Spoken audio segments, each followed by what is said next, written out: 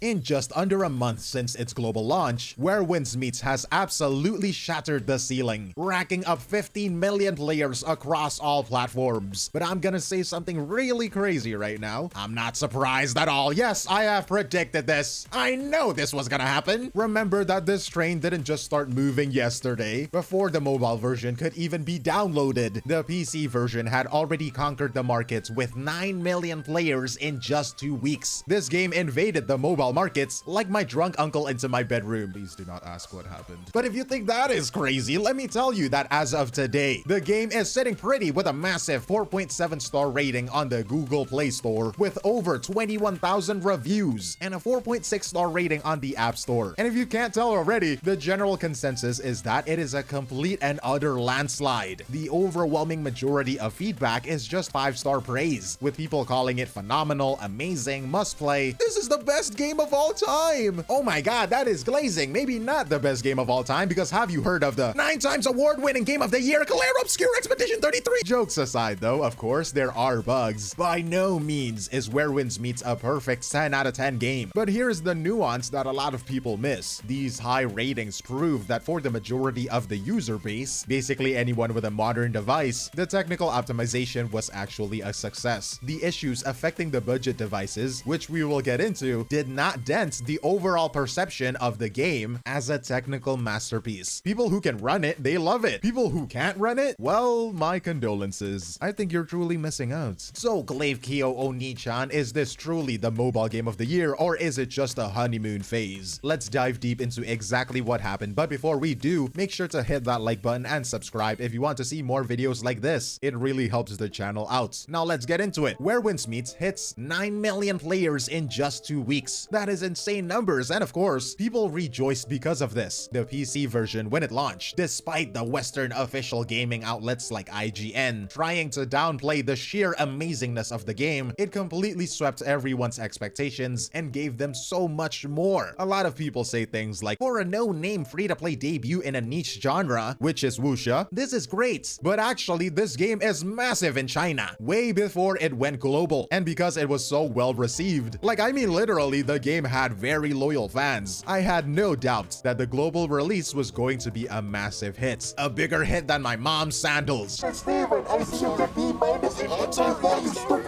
And when it finally launched, it absolutely banged. But I only had one thought in my brain. How is the mobile version going to look like? Because come on guys, the expectations were absolutely massive. You had the people that don't have PCs looking at streamers and content creators having such high praise for the game, and they want to play it for themselves, all looking forward to it like a moth to a flame. And this is proven when the official accounts for Where Winds Meet on Twitter announced that 5 million people pre-registered for the mobile version of the game. The devs are aware of the hype, and they are not planning to disappoint those who are waiting for the mobile launch. So on the 9th of December, 3 days before the floodgates opened, they put out an official FAQ and a spec sheet. There's some actually interesting stuff buried in here, mostly big boy English words, but don't worry, this little Asian boy is going to try to explain. They clarified that cutscenes would be video streams rather than real-time renders to save performance. Warning of data usage. See, big words. That whole thing just means that while it does save performance, the cutscenes will look great on your screen, but you do need decent internet, because if not, it will be a long load and it'll break your immersion. But come on guys, bad internet in the big 2025 going into 2026? A bit unlikely, don't you think? It also mentions the way you could link your PC or console account to your mobile account. They explicitly stated that you must link before creating a mobile character. It says that if you mess it up, you won't be able to link your accounts. It doesn't say anywhere here, but don't worry, you can contact support to help you get it sorted. And from my experience, the support team has been pretty responsive and it's great. For the specs, it's written there on the screen, I'll show you. Now some of you might notice that the minimum specs are actually quite high. Well, it's true. While of course, most flagship Android phones have 8 GB or 12 GB of RAM, the vast majority of budget and mid-range phones worldwide still operate on 4 GB or 6 GB. Setting the minimum at 8 means a huge portion of average average Android users cannot play this game properly. And don't get it twisted, a lot of these budget phones claim 8 gigabytes, but half of it is virtual memory, which is too slow for this game, causing those nasty green and black screen crashes people are reporting. Plus, there is this weird issue where even high-end chips like the Dimensity 8400 are getting locked to 30 FPS just because they aren't on the recommended whitelist yet. And of course, this causes a lot of negative reviews, like this one-star review. Using a phone with 12 gigabytes of RAM, Android 15, the game is locked at only 25 to 30 FPS on every graphics mode. Even though my device is more powerful than the recommended hardware, please improve optimization and unlock 45, 60, 90 FPS for a smoother and more enjoyable gameplay experience. Or how about this one, another one-star review. I can't play online. My data is a lot and everything is fine, but I still can't play on my phone. The colors turn green, black, red, white, and green. But if you open the settings or the story auto talk, everything is okay, no lag. But once you start moving, the whole screen becomes broken. And of course, the devs has a lot of fixing to do, a lot of homework, and I hope they do well. But the most important thing and the main point of this whole thing is that it enables cross progression, meaning it allows the big boy players to carry their progress to mobile for the daily task, for example. Like, you don't need to boot up your PC just to do your dailies, right? You can just lay back on your bed and just play the game, which is nice. And now fast forward to December 12th, the mobile version finally launched, and literally 2 days later, on December 14th, the official accounts announced that they reached 15 million players in less than a month on all platforms. That is quite literally insane numbers. I mean, of course, people have been praising it so much, CCs are covering it extensively, and people are just constantly finding new stuff in the game, praising the battle mechanics, the freedom, the exploration, the world, the character. I mean, I wouldn't question that people would love to try out the game for themselves, right? This is what I consider to be the second wave of the global player surge, because the amount of people who just joined is staggering, adding roughly 6 million players in 2 or 3 days. And so when they try the game for themselves, they are met with a surprise. Here is a 5-star review. It is really good and it's free. I found this on Steam first and I loved it. So when I saw it was on the Play Store as well, I didn't hesitate. It has a great story, combat mechanics are great, and the movement mechanics are superb. From triple jumping to running up walls and climbing trees, it is all there. Multiple weapon types and a very deep character creation system ensures a very personal playstyle. These players see that the game is quite literally just straight up beautiful. Upon login, players discovered the mobile version was visually nearly identical to the PC version. And well, okay, I think they're glazing it a little bit. It is not exactly one-to-one, but people are saying that the visuals are practically identical. I mean, I'm showing it on the screen right now, right? What do you think? Comment down below in the comment section. But of course, I mean, obviously, right? The PC version is going to be better, but some really argue that they are similar. Reviews started pouring in, praising the ultra-high graphics, and surprisingly, the no lags while playing. Assuming you had a good phone, the kind that they recommended, of course, because if you didn't, or if your internet hiccuped during, let's say, for example, the horse chase scene, the video stream would literally desync or freeze, basically soft-locking the game before you even started. But if you do have a good phone, these players are treating it as if Where Winds Meets is the best thing a mobile device has got in 2025, calling it a PC-level game that finally broke the mold. But that PC-level experience cuts both ways. The controls can be a nightmare. Trying to do the combat with cluttered buttons, I think it can feel clumsy for sure. And if you do, unfortunately, we cannot change that yet. In that FAQ I mentioned earlier, the devs straight up wrote that skill key layouts are currently not customizable. They told us beforehand it's gonna be locked, promising to fix it in a future update. We just gotta look forward to it. Now here's a 4-star review. A great game, but I will only report some bugs and problems. Issue 1, cutscenes are not downloaded and slow network causes it to get stuck in loading, no other way than skip or restart the game. Issue 2, jump and sprint button can be triggered from the very corner of display. Misclick happen every few seconds. Issue 3, game needs a bit more sharpness for visual. Too many signposts is kinda annoying. I vouch for this, but sometimes signposts can be helpful. Anyways, there should be limits, and there is no way to hide world chats. I really don't play co-op or interested in it. But still, for those who feel like Where Winds Meets is the mobile game of the year, to be honest, I cannot blame them. I am quite literally inclined to agree. The game successfully translated that dense atmosphere, crowded cities like Haiphong, dynamic festivals onto the small screen without sacrificing that alive feeling. The game is just great. And the more these players play, the more they realize that this game offers so much for a whopping price of $0. I mean, how is this game free? They asked. The thing you need to know is the mobile version didn't launch with the 1.0 version like what we got in PC. The mobile version starts with the 1.1 version of the game, meaning it has everything in 1.0, and it also has the new story chapters, the Wandering Path campaign, and the endgame bosses like the Void King. It has new outfits for those who are interested, of course, and so much more. It is like a content monster. This game is so interesting because, as a mobile implementation of a PC game, which usually strips features, the mobile version retained complex systems like elemental physics, where fire actually burns grass, and for example, the intricate jail system, where players can hunt other for bounties. It has the main elements of why people fall in love with the game in the first place, which is freedom, immersion. The interactive world really makes it feel alive. Where Winds Meets is quite literally the champion of all of that. And in the mobile version, you can have anything that the PC players have. Well, actually not all of it. There is a couple of differences. For one, they put training wheels on us mobile players. You can't play on legend difficulty until level 30, and the assist deflection is forced on by default, which is kind of babying you if you actually know how to play. I mean, I'm bad at the game, I'm gonna have it on, right? But maybe you're like Thanos or something, I don't know. But there is actually a loophole the devs mentioned in the FAQ. If you really want that smoke immediately, right, you can create your character on PC first, set it to legend, and then log in on mobile. It carries over, so you can play hardcore, but you gotta jump through a hoop to do it, which is a little bit of a no-no in my opinion. But look, a great game doesn't matter if it empties your wallet, so we gotta talk about the money. Is it predatory? For the monetization of Where Winds Meets, this game is one of those games who isn't shamelessly trying to get into your pockets, which is super rare nowadays with all of these gacha games in the market, right? Like literally, in the mobile markets dominated by aggressive pay-to-win mechanics and power creep, this game chose to monetize the cosmetics, like the hairstyles, the horses, the weapon skins. Of course, that doesn't mean all the skins will be paid. It is something that I failed to mention in my previous video, but the premium skins will be, right? There are skins locked behind the gacha, in which I criticize to be very horrible, and I still stand by it, it's bad. The cosmetics are expensive, but players rationalize it as supporting the devs. Like for example, this 5-star review. Everything about this game is perfect. I am a little bit bummed because of how expensive the cosmetics are, but everything else is free, and they do need money to keep up the game. The whole point of why I actually praise the monetization in this context is because it is entirely optional. Like I mean it in a way that these skins don't actually give you anything in terms of power. There is no buffs to get from here. All you're getting is acknowledgement from other people. Like, oh my god, you spent money on the game. Wow, you're so cool. But when invited to spar, right, the skins will not matter. The grind that you did and your skill is what matters. And speaking of PvP, the way to gain power in this game is not with money, it is with time. A guy who grinds 10 hours a day is gonna have a statistical advantage over you when you are fighting someone like that tough. You need to remember though, you might be losing in the game, but you win in life, okay? Do not waste your life on a mobile game, please. I have been there and it brought me to a dark place. I promise you, you are better off. But anyways, I think the monetization system situation is funny because I think mobile gamers are traumatized by energy systems and paywalls. Finding a game where you can play endlessly without spending a dime feels like a revelation. It is not pay to win at all, only cosmetics. We are at the point of healing. Predatory practices are so normalized nowadays that players are genuinely surprised that they aren't being exploited. What world are we living in? But what is the bottom line here? There is no denying that Everstone Studio has done something incredible with Where Winds Meets. They ported a genre-defining ambition. They looked at the mobile markets that is drowning in autoplay trash and predatory cash grabs and decided to be the GOATs. They gave us a high-quality open world, a decently fair monetization system that respects your wallets and your free will, and a content pipeline that is so much more than you could ever ask for. This game is a living proof that mobile game doesn't have to be the industry's joke anymore. But that ambition comes at a cost. We also have to be real about the issues this game has. This is a next-gen experience that is currently leaving a lot of the budget potato phones players in the dust. The optimization issues, the crashes, the bugs, the clumsy touchscreen controls, they prove that we are still in the growing pains of this pocket PC era. The game is amazing, but it demands that you meet it halfway with a good phone, a good internet, and a lot of patience for future updates and fixes. Whatever side of the fence that you're on, one thing is for sure, the bar has been raised, and frankly, it is about freaking time. But that is just my take. What about you? Are you one of the lucky ones enjoying 60 FPS, or are you fighting for your life against the loading screen? Let me know your thoughts down in the comments below, but that is all from me, 𝗖cie𝗽𝗆𝗆𝗵𝘁, and I will see you in the next one. Cheers!